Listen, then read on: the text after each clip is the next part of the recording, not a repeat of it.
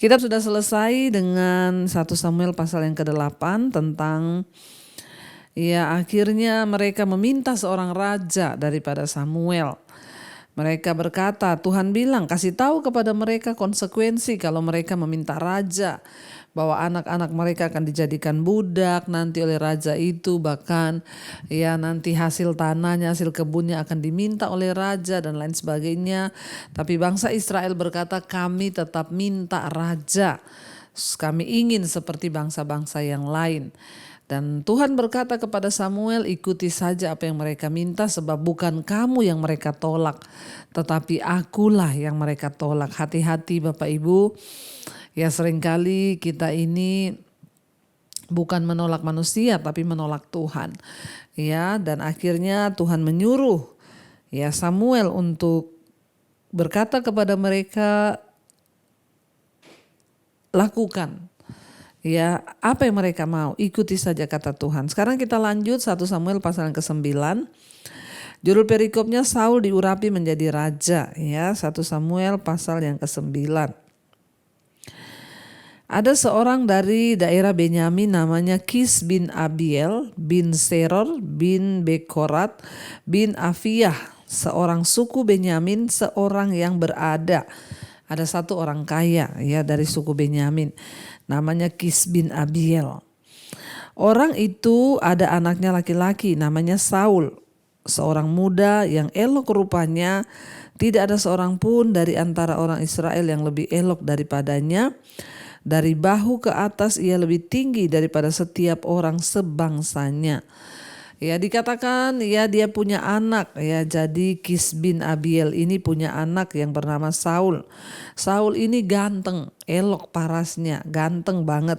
Dan tidak ada orang di Israel dikatakan yang lebih ganteng daripada Saul dan lebih tinggi daripada Saul. Dari bahu ke atas dia lebih tinggi daripada setiap orang sebangsanya. Jadi wajahnya itu tidak ada yang menandingi, bahkan tingginya dia lebih tinggi daripada semua orang. Pokoknya Saul ini ganteng lah.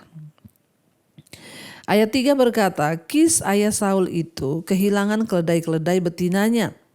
Sebab itu berkatalah Kis kepada Saul, kepada Saul anaknya, ambillah salah seorang bujang, bersiaplah dan pergilah mencari keledai-keledai itu. Lalu mereka berjalan melalui pegunungan Efraim, juga mereka berjalan melalui tanah Salisa, tetapi tidak menemuinya. Kemudian mereka berjalan melalui tanah Sahalim, tetapi keledai itu tidak ada. Kemudian mereka berjalan melalui tanah Benyamin, tetapi tidak menemuinya. Ketika mereka sampai ke tanah Suf, berkatalah Saul kepada bujangnya yang bersama-sama dengan dia, mari kita pulang.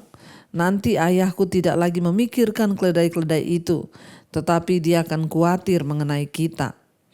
Tetapi orang itu ini berkata kepadanya, tunggu, di kota ini ada seorang abdi Allah, seorang yang terhormat. Segala yang dikatakannya pasti terjadi. Marilah kita pergi ke sana sekarang juga. Mungkin ia dapat memberitahukan kepada kita tentang perjalanan yang kita tempuh ini. Jadi kita melihat saudara di situ ada seorang yang bernama Kis bin, dan dia punya anak Saul yang ganteng, lalu dia kehilangan keledai. Dia suruh Saul dan juga bujangnya atau budaknya pergi mencari keledai itu. Saul diutus oleh ayahnya dalam sebuah misi yang penting untuk menemukan keledai-keledai yang mereka yang tersesat. Keledai adalah binatang serbaguna pada zaman itu dan juga menjadi kendaraan pengangkut pada zaman itu. Jadi Bapak Ibu keledai pada zaman itu seperti mobil kalau sekarang dipakai untuk mengangkut. Dan akhirnya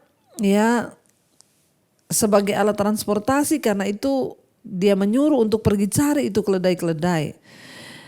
Karena dipakai juga dalam pertanian, keledai dianggap sebagai sebuah kebutuhan yang sangat.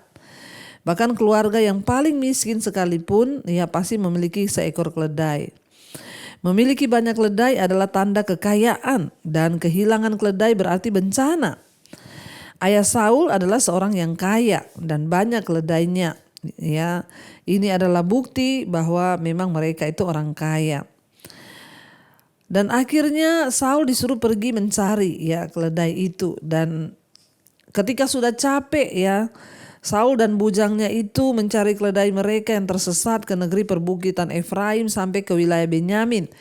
Mereka pergi ke Rama meminta bantuan akhirnya kepada Samuel karena bujangnya berkata, jangan dulu kita pulang. Saul bilang, pulang aja. Nanti juga papa sudah nggak cari keledai, pasti dia sudah nggak memikirkan karena dia lebih khawatir kita ini kok nggak pulang-pulang.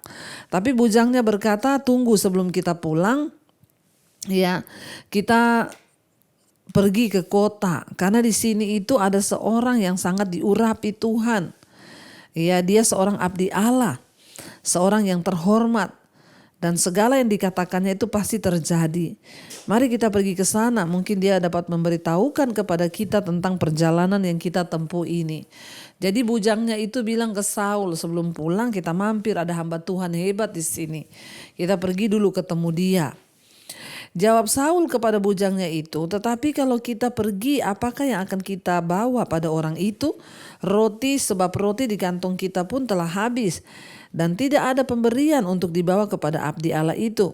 Apakah yang ada pada kita? Ya, jawab bujang itu pula kepada Saul, masih ada padaku 1/4 sikal perak. Itu dapat aku berikan kepada abdi Allah itu, maka ia juga akan memberitahukan kepada kita tentang perjalanan kita. Jadi Bapak Ibu memang sudah dari dahulu ya orang itu kalau ketemu hamba Tuhan ya membawa persembahan. Ya, dan Saul berkata, kita udah nggak punya apa-apa, kita mau datang sama dia, kita bawa apa? Ya, kenapa Bapak Ibu? Karena ketika kita tuh juga menabur, memberi sesuatu kepada hamba Tuhan, ya Yesus berkata, apapun yang engkau berikan kepada salah satu dari seorang muridku atau hambaku ini, ya engkau berikan saja air putih, engkau tidak akan kehilangan upah. Jadi dari zaman dulu memang orang-orang juga percaya. Dan di sini Saul berkata, kalau kita pergi kepada abdi Allah itu, hamba Tuhan itu, kita kasih apa? Roti kita sudah habis, nggak ada apa-apa. Lalu bujangnya berkata, aku masih punya uang, ya, aku masih punya keping perak. Dia bilang, ya jawab bujang itu kepada Saul, masih ada padaku 1/4 sikal perak. Nanti itu yang akan aku berikan kepada abdi Allah itu. Ya, dan dia akan memberitahukan kepada kita tentang perjalanan kita.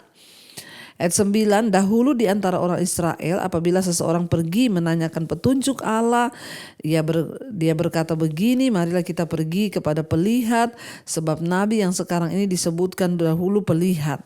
Kemudian berkatalah Saul kepada bujangnya itu, pikiranmu itu baik, mari kita pergi. Maka pergilah mereka ke kota, ke tempat abdi Allah itu. Ayat 11, ketika mereka naik jalan pendakian ke kota itu, mereka bertemu dengan gadis-gadis yang keluar hendak menimba air. Dan mereka bertanya kepada gadis-gadis itu, ya, mereka tanya kepada wanita-wanita itu, ya, pelihat itu ada di sini? Jawab gadis-gadis itu kepada mereka, ya, ada, baru saja ia mendahului kamu. Cepat-cepatlah sekarang, ia datang ke kota hari ini karena ada perjamuan korban untuk orang banyak di bukit pada hari ini. Apabila kamu masuk ke kota, kamu akan segera menjumpainya sebab ia naik ke bukit untuk makan. Sebab orang banyak tidak akan makan sebelum ia datang, karena dialah yang memberkati korban. Kemudian barulah para undangan makan.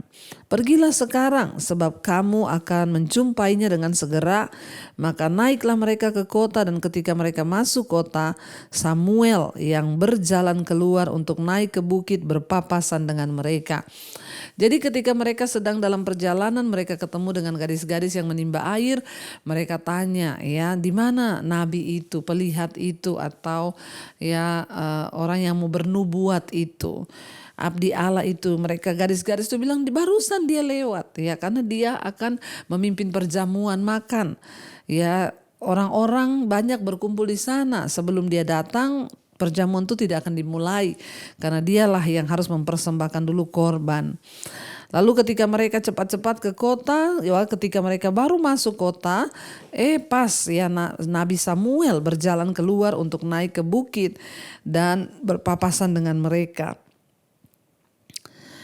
Saudara, kalau kita lihat di sini ya sepertinya ini sebuah kebetulan, tetapi ya seringkali ya kita hanya berpikir oh ya apa yang terjadi itu ya tentang perjumpaan Samuel dengan Saul ini adalah yang biasa.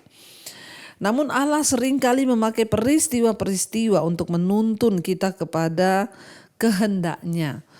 Ya, dari awalnya itu hanya dari keledainya hilang. Lalu Saul disuruh mencari dengan budaknya, ya, dan Saul pergi sampai jauh sampai ke kotanya tempat Samuel. Lalu bujangnya berkata, ada seorang hamba Tuhan yang luar biasa. Kita coba minta petunjuk. Tadinya kan mereka datang ke sana hanya meminta petunjuk tentang perjalanan mereka itu mencari keledai-keledai yang hilang. Ya. Jadi penting untuk kita mengevaluasi semua situasi ya, bahkan apapun yang kemungkinan terjadi di dalam hidup kita itu mungkin itu adalah dirancang Tuhan untuk membentuk kita, untuk kita menggenapi rencananya. Pikirkanlah semua kondisi yang buruk ataupun yang baik yang menimpa kita, ya yang sudah mempengaruhi kita hari-hari ini. Ya bisa jadi itu cara Tuhan berbicara atau Tuhan mau menuntun kita ya masuk ke dalam ya kehendaknya yang tidak kita sadari. Seperti kesaksian Bapak tadi yang berkata, saya selama ini keuangan saya baik-baik saja. Saya juga setia ikut mesbah doa, mesbah syukur. Namun tiba-tiba kondisi keuangannya bermasalah, tidak ada pekerjaan. Lalu ya Roh Kudus mulai berbicara ketika dia bertanya, kenapa Tuhan ini terjadi? Ya Roh Kudus mulai membukakan, karena kamu tidak bertobat. Kamu berlaku kepada istri dan anakmu kasar. Ya walaupun kamu berdoa, kamu setia ikut mesbah doa, mesbah syukur. Kalau kelakuanmu gak berubah, percuma. Jadi Tuhan memakai cara ya lewat keuangannya membuat dia bertobat. Ya Saul tadinya disuruh cari keledai-keledai, tapi akhirnya berjumpa dengan Samuel di kota yang tempat yang sama. Ya karena kota tempat Nabi itu Samuel tinggal dikatakan oleh seorang hamba itu kemungkinan adalah di Rama. Tempat Samuel pindah setelah perang melawan orang-orang Filistin itu dekat Silo. Ya jadi kurangnya pengenalan Saul mengenai Samuel menunjukkan bahwa ya Saul itu tidak tertarik dengan hal-hal rohani. Ketidaktahuannya tentang hal-hal rohani. Saul dan Samuel bahkan hidup di wilayah yang sama, yaitu di Benyamin. Tapi justru bujangnya mengerti tentang seorang hamba Tuhan. Kenapa? Karena ya bujangnya ini ya mungkin dia mendengar atau dia mencari tahu. Makanya dia tahu ada hamba Tuhan yang diurapi di situ. Ya. Kayak saya kalau kemana-mana kadang orang mengenalkan ini Ibu Debbie Basjir loh. Kamu kenal nggak? Banyak yang ngomong ya saya sih kayaknya tidak asing ya mukanya, lewat-lewat aja ya di YouTube. Ya ketahuan ini, oh ini nggak pernah dengar khotbah nih berarti kalau buka YouTube cuma lihat drama Korea ini, sehingga dia nggak kenal saya. Tapi kalau orang yang suka dengar firman, belajar firman pasti tahu saya. Saul tidak tahu tentang Samuel, bujangnya yang kasih tahu. Kamu tahu di sini ada hamba Tuhan yang diurapi, ya kita ketemu dia, ya kebetulan kan kita ada di sini, ayo kita ketemu dengan dia. Dikatakan di sana, ya dan mereka berpapasan dengan Samuel ayat 18, tetapi Tuhan telah menyatakan kepada Samuel sehari sebelum kedatangan Saul, Tuhan tuh sudah menyatakan demikian. Besok kira-kira waktu ini aku akan menyuruh kepadamu seorang laki-laki dari tanah Benyamin. Engkau akan mengurapi dia menjadi raja atas umatku Israel, dan dia akan menyelamatkan umatku dari tangan orang Filistin, sebab aku telah memperhatikan sengsara umatku itu karena teriakannya telah sampai kepadaku. Jadi ternyata sebelum ya Samuel berjumpa dengan Saul hari itu, sehari sebelumnya Tuhan sudah bicara kepada Samuel. Besok di jam yang sama ada seorang laki-laki yang akan datang kepadamu ya, dan kamu harus mengurapi dia menjadi raja atas Israel, karena aku akan memakai dia untuk menyelamatkan umatku dari tangan orang Filistin. Ingat, Israel meminta raja dari Tuhan. Dan Saul dipilih Tuhan untuk menjadi raja ya atas Israel. Dan Tuhan ternyata sudah berbicara sehari sebelumnya kepada Samuel. Ya jadi ketika ya kita lihat di sini ya memang itulah tidak ada yang kebetulan. Ya Tuhan datang Semua yang terjadi di hidup kita ini gak ada yang kebetulan Bapak Ibu. Kalau hari-hari ini mungkin engkau sedang mengalami sesuatu, bertanyalah kepada Tuhan, Tuhan ya Tuhan sedang mau bicara apa? Apa yang sedang Tuhan menyatakan? Aku ingin mengerti rencanamu, aku ingin mengerti apa yang Tuhan mau dalam hidupku. Ya tanya pada Tuhan, minta tuntunan Tuhan. Ya biar Tuhan yang menunjukkan tentang apa yang Tuhan mau dari hidup kita Bapak Ibu. Ya supaya kita ini mengerti dengan jelas, kita tahu dengan jelas maksud Tuhan sehingga kita boleh berjalan di dalam rencana dan kehendak Tuhan yang sempurna. Ketika Samuel melihat Saul, maka berfirmanlah Tuhan kepadanya, inilah orang yang kusebutkan padamu itu. Orang ini akan memegang tampuk pemerintahan atas umatku. Dalam pada itu Saul datang mendekati Samuel di tengah pintu gerbang dan berkata, maaf, di mana rumah pelihat itu? Jawab Samuel kepada Saul, katanya, akulah pelihat itu. Naiklah mendahului aku ke bukit. Ya, hari ini kamu akan makan bersama-sama dengan daku. Besok pagi aku membiarkan engkau pergi dan aku akan memberitahukan kepadamu segala sesuatu yang ada dalam hatimu. Ayat 20, adapun keledai-keledaimu yang telah hilang 3 hari lamanya sampai sekarang, janganlah engkau khawatir, sebab telah diketemukan. Tetapi siapakah yang memiliki segala yang diingini orang Israel? Bukankah itu ada padamu dan pada seluruh kaum keluargamu? Tetapi jawab Saul, bukankah aku seorang suku Benyamin, suku yang terkecil di Israel? Dan bukankah kaumku yang paling hina dari segala kaum suku Benyamin? Mengapa Bapa berkata demikian kepadaku? Ya, jadi Saul berkata, ya, kenapa aku?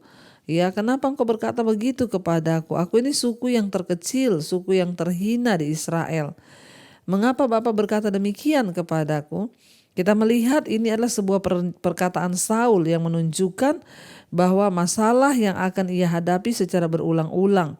Perasaan rendah diri seperti daun yang bergoyang-goyang ditiup angin, Saul itu merasa terombang-ambing perasaannya dan juga keinginan-keinginannya. Semua yang dia katakan dan lakukan adalah ya keluar dari hati yang egois karena rasa khawatir akan dirinya. Sebagai contoh, Saul mengatakan bahwa kaumku adalah yang paling kecil dan suku terkecil di Israel.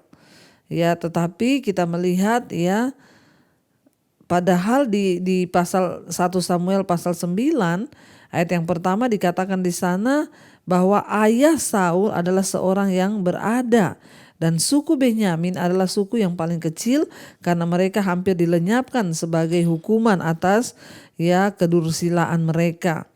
Jadi Saul tidak ingin menghadapi tanggung jawab yang diberikan Allah kepadanya.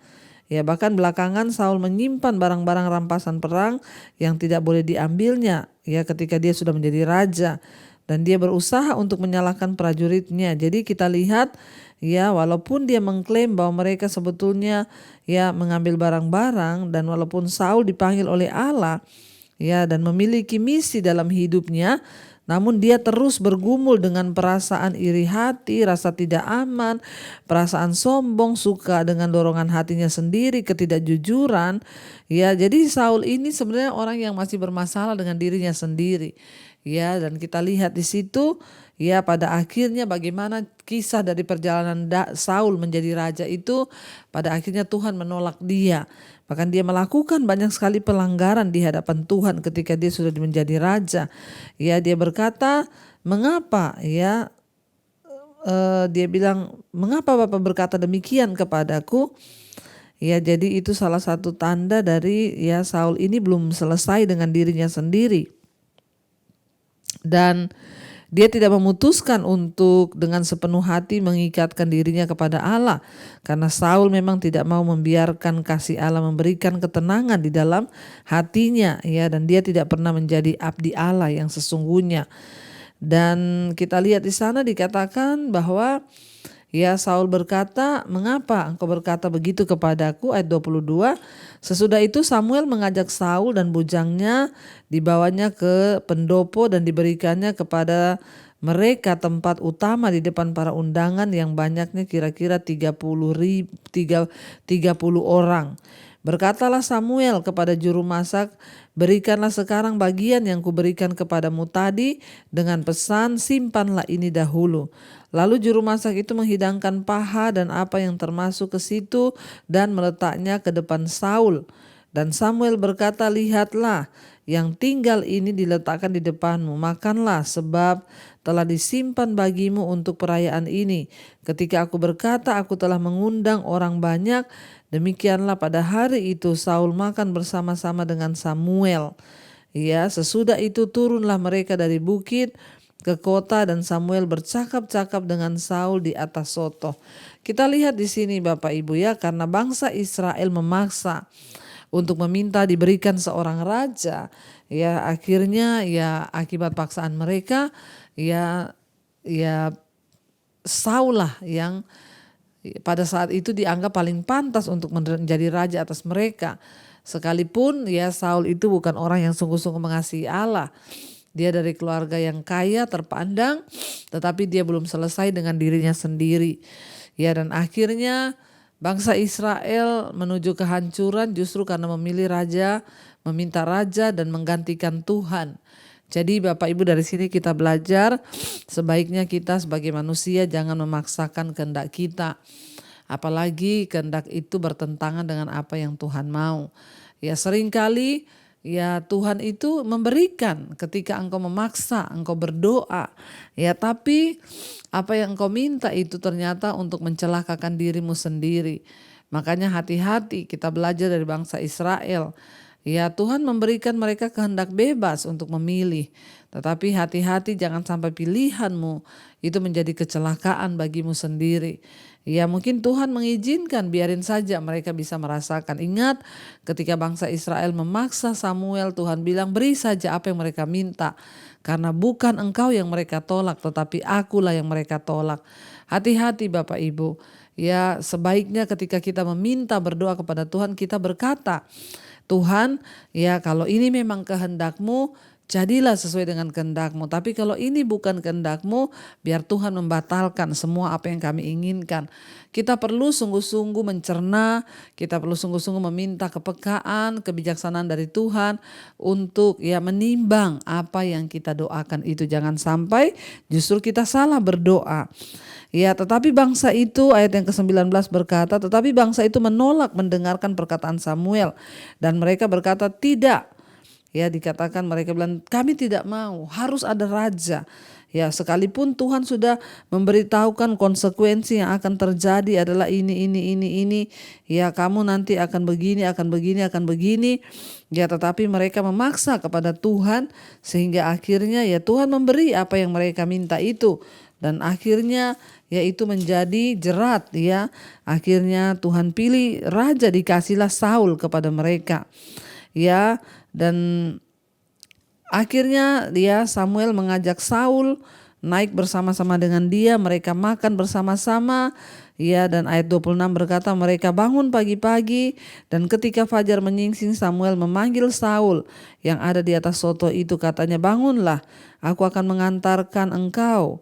Lalu Saul bangun dan mereka keduanya pergi keluar, yakni ia dan Samuel. Ya, ketika mereka turun sampai ke ujung kota, berkatalah Samuel kepada Saul, katakanlah kepada bujang itu supaya ia pergi mendahului kita, tetapi berhentilah engkau sebentar, maka aku akan memberitahukan kepadamu firman Allah. Ya, jadi kita lihat di sini, ya akhirnya ya apa yang bangsa Israel minta diberikan oleh Tuhan. Tetapi kita juga tahu kisah dari kepemimpinan Raja Saul, pada akhirnya Tuhan menolak dia karena dia seorang yang jahat. Ya, nanti kita akan baca selanjutnya bagaimana ketika ya Raja Saul memerintah di Israel dan akhirnya itu justru menjadi ya satu hal yang tidak berkenan pada Tuhan sehingga Tuhan pun menolak Saul dan menggantikan dia dengan Daud. Kita akan lanjutkan besok pembacaan firman Tuhan. Mari kita tundukkan kepala, kita sama-sama berdoa. Terima kasih Bapa, kami bersyukur buat hari ini Tuhan, Engkau yang sudah memberikan firman-Mu bagi kami. Kami juga belajar lewat kisah dari bagaimana bangsa Israel memaksa Tuhan memberikan mereka seorang raja. Kami mau belajar bahwa tidak semua keinginan kami itu benar. Tidak semua keinginan kami menyenangkan hati Tuhan. Biar hari ini Engkau selidiki hati dan hidup kami. Kalau ada keinginan-keinginan kami, bahkan doa-doa kami yang tidak sesuai dengan kehendak Tuhan, biar Tuhan gagalkan. Biar kehendak-Mu saja yang terjadi atas hidup kami, sekalipun itu mungkin tidak seindah yang kami bayangkan. Sebentar lagi adakan pemilihan legislatif, pemilihan juga Presiden 2024. Kami berdoa Tuhan pilih yang terbaik. Jika ada anak-anak-Mu Tuhan yang mencalonkan Tuhan untuk menjadi caleg, Tuhan beri roh takut akan Tuhan. Kami mendukung mereka yang hidup benar, supaya Tuhan pilih mereka duduk di kursi-kursi kepemerintahan, sehingga ada orang-orang anak-anak Tuhan yang ada di dalam kepemerintahan bangsa menjadi terang bersinar. Tuhan pakai hidup mereka. Kami tidak boleh tutup mata atas bangsa ini. Sebagai anak Tuhan, kami harus ikut berperan mendoakan setiap orang-orang yang sudah Tuhan pilih. Terima kasih Bapa, berkati juga semua bangsa-bangsa di 5 benua, Asia, Afrika, Amerika, Eropa, Australia. Tuhan berkati supaya semua benua ini juga boleh bertobat, kembali kepada Tuhan, dan kami boleh hidup sesuai dengan anugerah-Mu. Terima kasih Bapa, ini hidup kami hanyalah karena anugerah. Karena itu biar kami hidup menyenangkan hati Tuhan. Mari buka hati dan tangan-Mu Bapak Ibu, karena itu terimalah kiranya berkat, rahmat, anugerah dari Allah Bapa, cinta kasih Tuhan Yesus Kristus, bahkan penyertaan Allah Roh Kudus turun atas hidup kita mulai malam ini bahkan sampai kali yang kedua. Tuhan Yesus datang menjemput kita semua, nama kita tercatat dalam kitab kehidupan. Dalam nama Tuhan Yesus yang percaya diberkati Tuhan, katakan bersama, amin, amin, amin. Tuhan Yesus memberkati, shalom dan Immanuel Bapak Ibu.